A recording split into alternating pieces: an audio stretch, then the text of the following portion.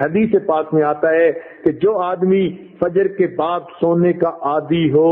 اللہ تعالیٰ اس کی یادداشت کو ختم کر دیتے ہیں۔ چنانچہ آپ تجربہ کریں کہ جن عورتوں کو فجر کے بعد سونے کی عادت ہو وہ بلکھڑ ہوتی ہیں، باتیں بھول جاتی ہیں، چیز رکھ کے بھول جاتی ہیں، کام کرنا تھا بھول جاتی ہیں، خاوند کو بات کہنی تھی بھول جاتی ہیں۔ یہ زیادہ بھولنے کی عادت عام طور پر فجر کے بعد سونے کی عادت کی وجہ سے ہے، کیونکہ حدیث پاک میں فرمایا گیا اور بعض روایات میں تو یہ بھی آیا کہ حلال رزق ان کے لیے تنگ کر دیا جاتا ہے، لہذا ان کو ادھر ادھر کا ملا جلا تو بہت کچھ مل جائے گا، حلال رزق کے دروازے بند کر دیے جائیں گے فجر کے بعد سونے والوں کے لیے۔ ہاں کوئی آدمی ایسا کہ جس کی ہے ہی ڈیوٹی رات کی، وہ اگر ساری رات جاگا فجر پڑھ کے سو گیا تو وہ اس بات سے خارج ہے۔ ہاں وہ اللہ والے جو راتوں کو جاگتے ہیں وہ عام طور پر اشراق کی نماز کے بعد پھر تھوڑی دیر آرام کرتے ہیں۔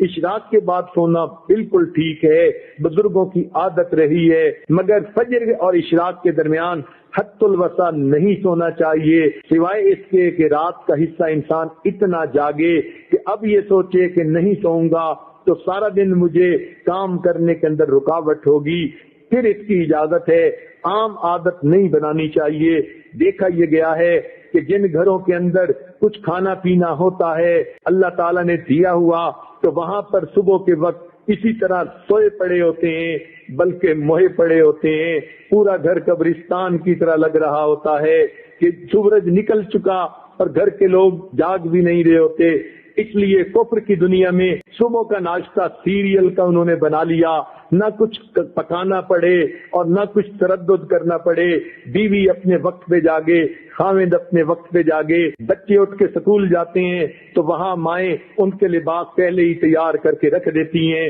ان کو کہتی ہیں بیٹے صبح اٹھنا، الارم لگا کر سکول جانا ہے۔ بچے اس لیے کہ سکول اگر نہ جائیں وقت پہ تو ان کو استاد کی طرف سے جھڑکیاں پڑتی ہیں، سکول کے اندر سزا ملتی ہے، وہ اپنے وقت پہ اٹھتے ہیں اور چھوٹے چھوٹے بچے اپنے کپڑے خود بدلتے ہیں۔ سیریل کا ناشتہ، ٹھنڈا دودھ بھی مل گیا، سیریل بھی مل گیا تو بچے یہی کھا کے چلے جاتے ہیں۔ تو کفر کی دنیا نے ناشتہ اس لیے آسان کر لیا تاکہ جاگنے کی تکلیف اٹھانی نہ پڑے۔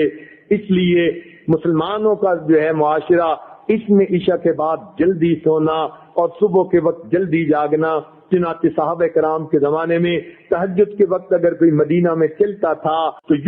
یوں آواز آتی تھی گھر گھر سے قرآن پڑھنے کی، جیسے شہد کی مکھیاں بن بھنانے کی آواز ہوتی ہے۔ اس لیے ہمیں چاہیے ہم صبح کے وقت اٹھیں، عورتیں صبح کے وقت اٹھ کر نماز پڑھیں، اگر تہجد پڑھیں تو کیا ہی بات ہے، قرآن کی تلاوت کریں، درود شریف پڑھیں، استغفار پڑھیں۔ صبح کے وقت گھر کے اندر عبادت کا کرنا پورے دن کو جو ہے اپنے جو ہے عبادت جو ہے منور بنا دیتا ہے۔ بلکہ ہم نے تو بعض بزرگوں کا یہ عمل بھی دیکھا، وہ فرماتے ہیں کہ جس آدمی کی فجر کی نماز قضا ہوتی ہے وہ آدمی کا دن زندگی کا منحوس دن ہوا کرتا ہے۔ چنانچہ ایک آدمی نے قسم اٹھا لی کہ میں اپنی بیوی کو منحوس دن طلاق دوں گا۔ اب اسے سمجھ نہیں آتی تھی کہ میں قسم تو اٹھا بیٹھا، منحوس دن کون سا ہے؟ کسی فقیہ کے پاس گیا، انہوں نے فرمایا جس دن تمہاری فجر کی نماز قضا ہو جائے وہ تمہاری زندگی کا منحوس ترین دن ہے،